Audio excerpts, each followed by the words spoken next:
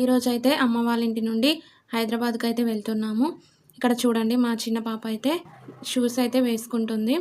ఇదంతా కూడా లగేజ్ అయితే సర్దేశాము. చాలా లగేజ్ అయితే ఉంది. ఎందుకంటే అమ్మ వాళ్ళ ఇంటి దగ్గర 3 months ఉన్నాను కదా, పిల్లలవి నావి బట్టలు ఉన్నాయి. ఇక్కడ మా అమ్మ అయితే మా చిన్న పాపనైతే ఎత్తుకుంది. తను చాలా చక్కగా పడుకుంది చూడండి. ఇప్పుడు తనకైతే ఇంకా 3 పడలేదు. ఇంకొక 2 days అయితే 3 పడతాయి. ఇక్కడైతే కరీంనగర్ బస్ స్టాప్లో 1 hour పాటు అయితే ఉన్నాము. చాలా లేట్గా అయితే వచ్చింది బస్సు. కరీంనగర్ నుండి వెళ్తున్నాము. మా పాప అయితే ఆడుకుంటుంది చక్కగా. మా చిన్న పాప అయితే పడుకొనే ఉంటుంది. ఇంటికైతే వచ్చేసాము. ఇక్కడ మా పెద్ద పాప అయితే పడుకుంది. చాలా అలసిపోయింది కదా జర్నీలో, అందుకని.